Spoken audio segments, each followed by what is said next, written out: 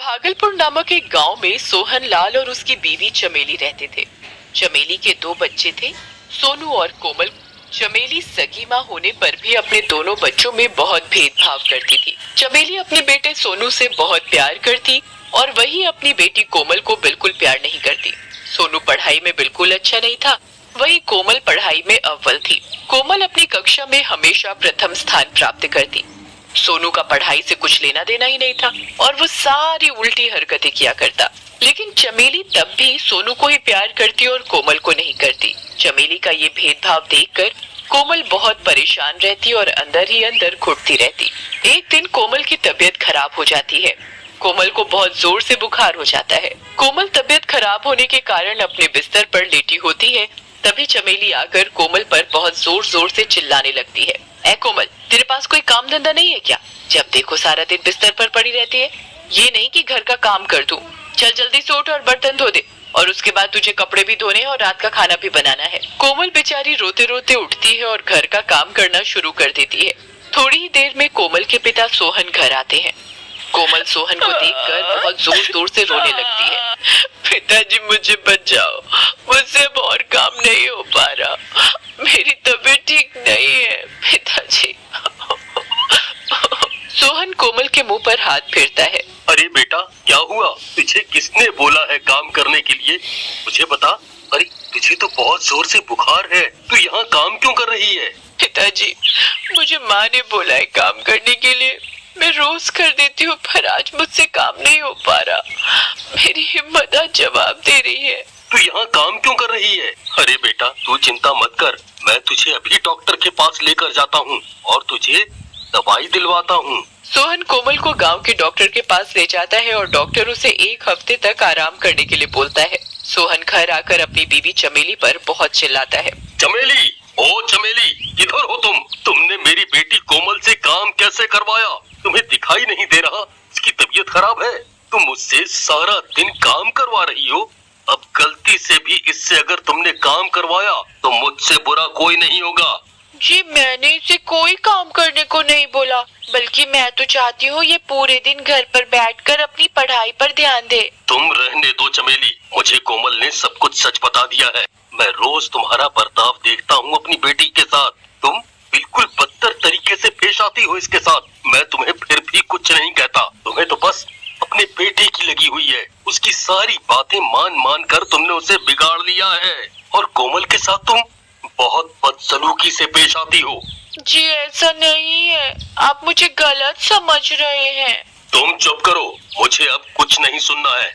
और कोमल की देखभाल तुम्हें बहुत अच्छे से करनी है, पूरा 1 हफ्ता। डॉक्टर ने इसे 1 हफ्ते का आराम बोला है, समझी? सोहन इतना बोलकर वहाँ से गुस्से में चला जाता है। सोहन के जाने के बाद चमेली, तुझे तो मैं बताऊंगी कल मुई। तू इतनी बड़ी हो गई कि अब अपने बाप से मेरी शिकायत करेगी। जाने दे तेरे बाप को एक बार बाहर, तेरी तो मैं अच्छे से हड्डी पसली ठीक करूंगी। तू बहुत हाथ से निकली जा रही है। तूने बेफालतू में मेरे बेटे को भी उसके बाप के आगे बुरा बना रखा है। चमेली की बात सुनकर कोमल और भी ज्यादा डर जाती है और बहुत जोर जोर से रोने लगती है। देखते ही देखते कुछ ही दिनों के बाद सोहन को अपने व्यापार के चक्कर में गांव से बाहर शहर जाना पड़ता है। चमेली, मुझे अपने काम से शहर जाना पड़ रहा है। मैं शायद 1 हफ्ते बाद आऊंगा। तुम अपना और बच्चों का ख्याल रखना। ठीक है जी।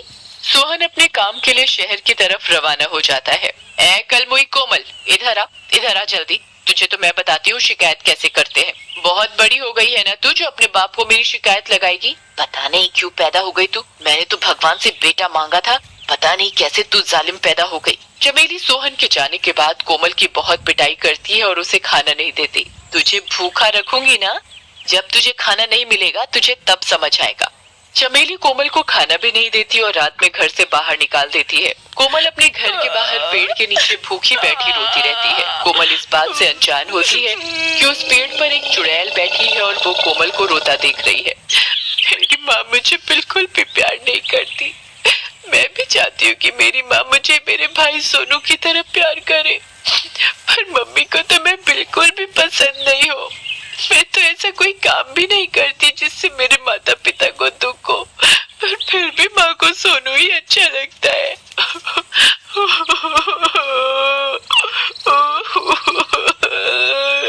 कोमल कोमल पेड़ के नीचे बैठकर बहुत जोर जोर से रो रही होती है। मुझे बहुत जोर से भूख लग रही है।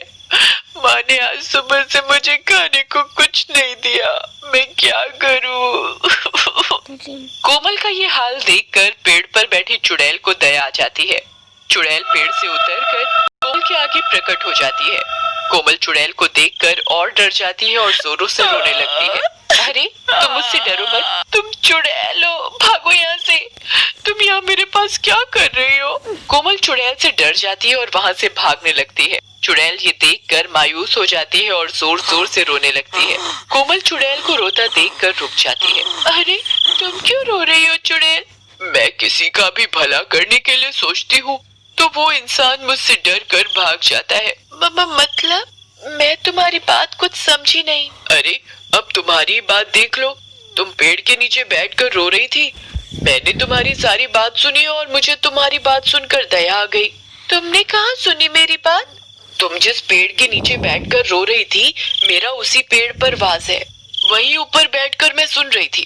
कोमल ये बात सुनकर जोर जोर से रोने लगी। अरे तुम रो मत, मैं तुम्हारी मदद करूंगी। पर कैसे? तुम मेरी कैसे मदद कर सकती हो?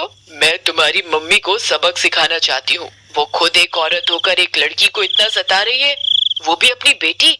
उसे शर्म आनी चाहिए। पर कैसे सिखाओगी तुम मेरी माँ को सबक? मैं तुम्हारे साथ तुम्हारे घर चलूंगी और जब तुम्हारी माँ तुम्हें परेशान करेगी, मैं तुम्हारे भाई की तबीयत खराब कर दूंगी, तभी तुम्हारी माँ को सबक आएगा। चुड़ैल कोमल के साथ उसके घर चल देती है। माँ दरवाजा खोलो, मुझे बहुत भूख लग रही है। तू फिर आ गई कलमुई, चल निकल यहाँ से। देखा तुमने मेरी माँ को, मैं कब से भूखी हूँ और ये मुझे अंदर ही नहीं आने दे रही घर के। अरे तुम चिंता मत करो, पहले तो तुम खाना खाओ।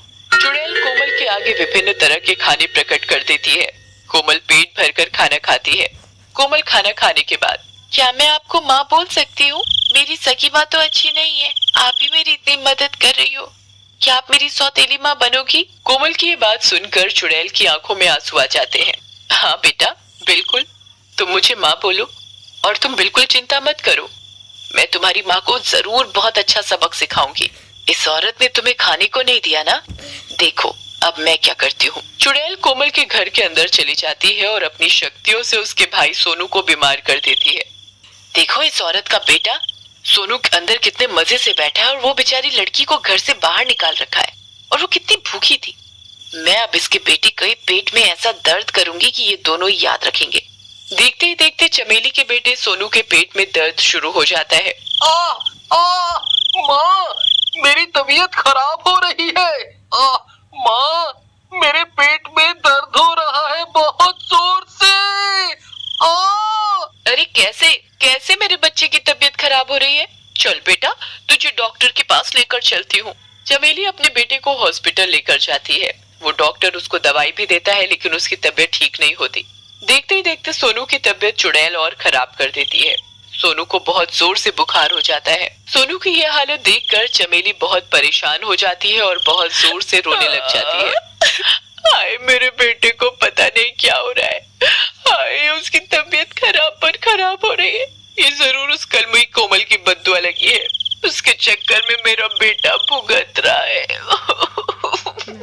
ये बात सुनकर चुड़ैल और गुस्से में आ जाती है। अब उसके बेटे को चक्कर भी आने शुरू हो जाते हैं और वो जमीन पर गिर जाता है। अरे कोई है, बचाओ मेरे बेटे को। चमेली रो रो कर बेहाल हो रही होती है। तभी चुड़ैल चमेली के आगे प्रकट होती है। अब आया मजा चमेली, जब तेरे बेटे की तबीयत खराब हुई तो तुझे बड़ा रोना आ रहा है। देख मैं तेरा क्या हाल करती हूँ, तेरे बेटे सोनू की ऐसी हालत कर दूंगी कि वो पूरी जिंदगी बस्तर पर ना निकाल दे तो कहियो। अरे नहीं चुड़ैल, तुम ऐसा क्यों कर रही हो मेरे साथ? मैंने तुम्हारा क्या बिगाड़ा है? तुझे पता भी है तू अपनी सगी बेटी कोमल के साथ कितना बुरा सलूक कर रही है। ऐसा भेदभाव क्यों? तू खुद भी एक औरत है, तू उस बेचारी लड़की को क्यों तड़पा रही है? जब तक तू उस लड़की को घर पर नहीं बुलाएगी और उससे माफी नहीं मांगेगी तब तक तेरा बेटा बीमार रहेगा, ऐसे ही बीमार रहेगा। मुझसे गलती हो गई चुड़ैल जी, मैं कभी ऐसा नहीं करूंगी, मैं अभी उससे माफी मांगती हूँ। चमेली कोमल से जाकर माफी मांगती है और उसके साथ अच्छे से पेश आने लगती है। चमेली का कोमल के साथ अच्छा व्यवहार देखकर चुड़ैल उसके बेटे सोनू की तबीयत ठीक कर देती है और चमेली को सबक मिल जाता है कि कभी अपने बच्चों में भेदभाव नहीं करना चाहिए।